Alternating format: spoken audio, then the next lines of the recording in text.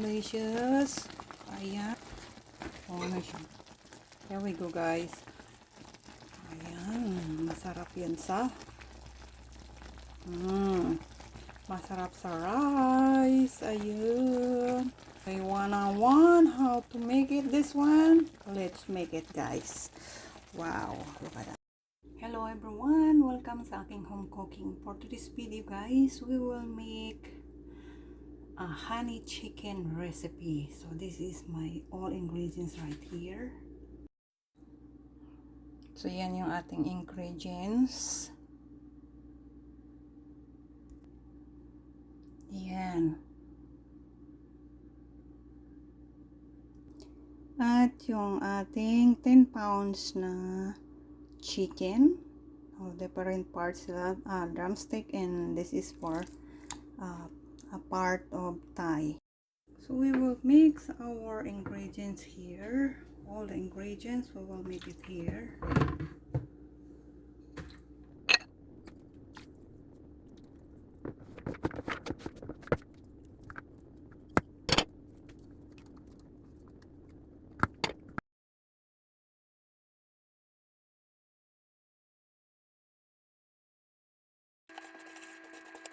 So what we're gonna do now, guys, isusok natin yung ating chicken.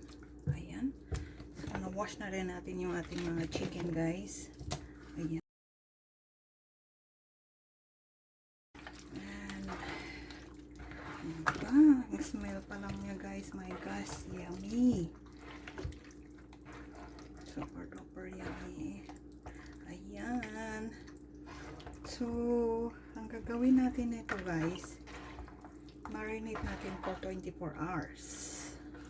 Ayan. So, ipasok natin sa ref. Na tracer ha, sa ref lang. Ayan. Okay. So, i-marinate na natin siya. So, this is ready for ref. And good for 24 hours. Ayan. So, that will be smell wonderful, guys. Okay, guys, ipapasok na natin ito sa ref for 24 hours. After 24 hours, guys, ito na yung ating marinated chicken, and we will transfer this into a pan.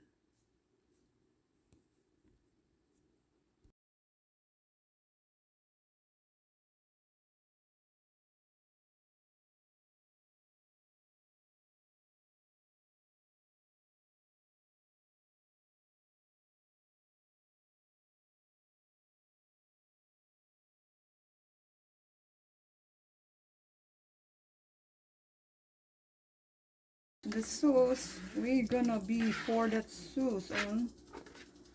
Ayan.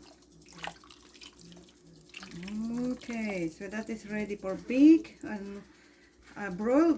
We will broil this for 40 minutes in 350 degrees.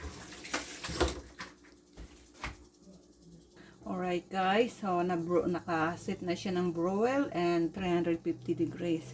Alright, so parang mainit na siya. Alright, so ready na siya.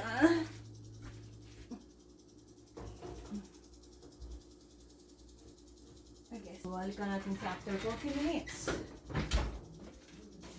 So, abangan natin after 40 minutes. And then, lalagyan pa natin ng cornstarch yan. I-boil pa natin dito sa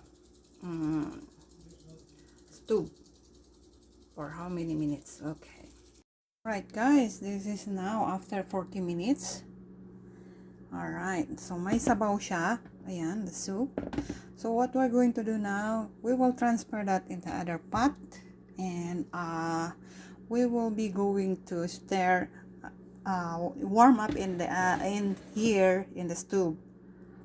Okay. Ayan, so ganyan na ngayon siya, guys. Ipo-pour natin yung soup. So, i-pour lang natin yung soup dyan. Nakaano na siya ng medium heat. Ayan. So, ayan na siya, guys. Ayan. So, ang gagawin natin is broil na lang natin. Ayan, hanggang sa lumambot.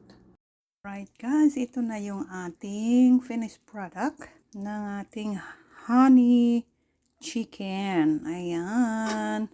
So, makikita ninyo guys, ang sabaw niya talaga, oh. Wow. Ayan, manamis-namis siya, na may sour, may sweet na sweet.